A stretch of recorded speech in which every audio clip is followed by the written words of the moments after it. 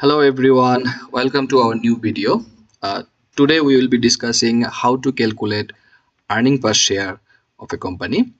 So as you know, earning per share is a popular tool to measure how much profit a company generates for each outstanding share of a common stock.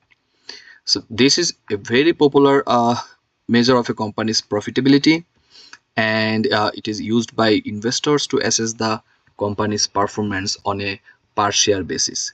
So today we will focus how we can calculate two types of EPS. One is basic EPS and another one is diluted EPS.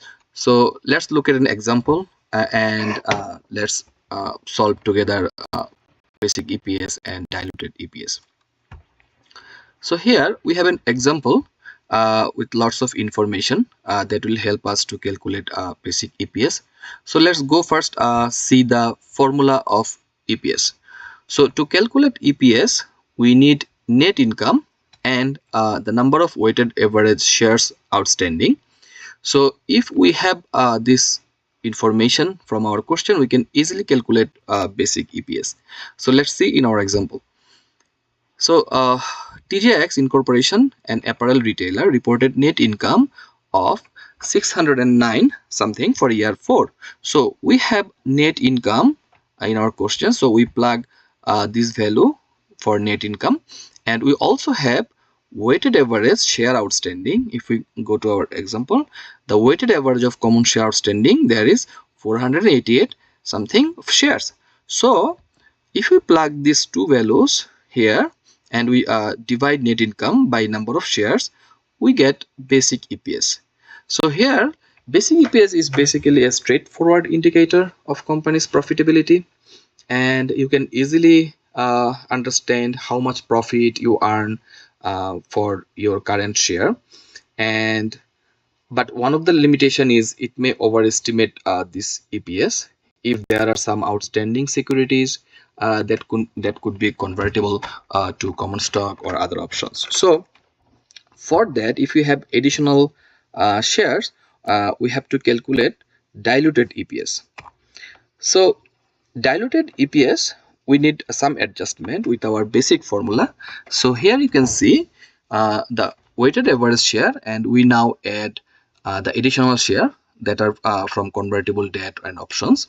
So we have now more common stock share, and for net income we have to adjust the income from interest expense net of tax on convertible debt. So let's look at our example.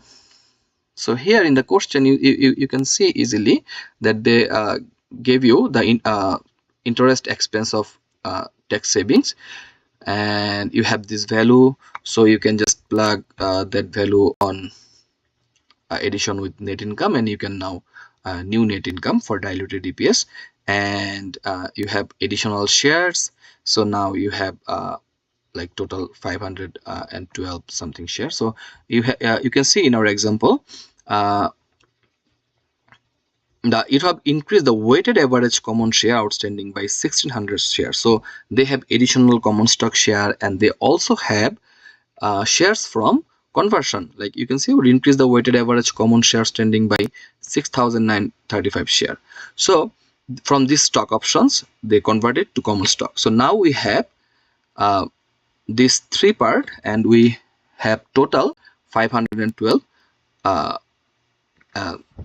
thousand shares.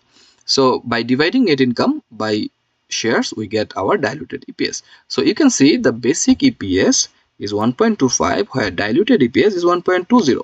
So what does that mean? I mean, this diluted EPS is very important for investors to understand the potential impact of earnings if all convertible securities and options are exercised.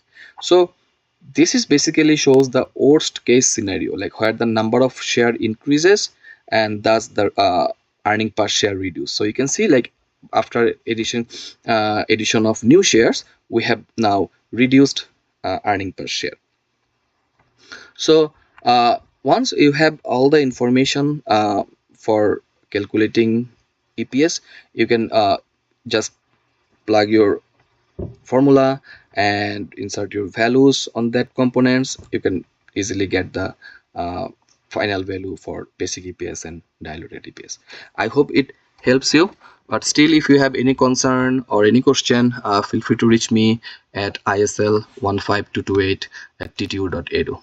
Thank you all.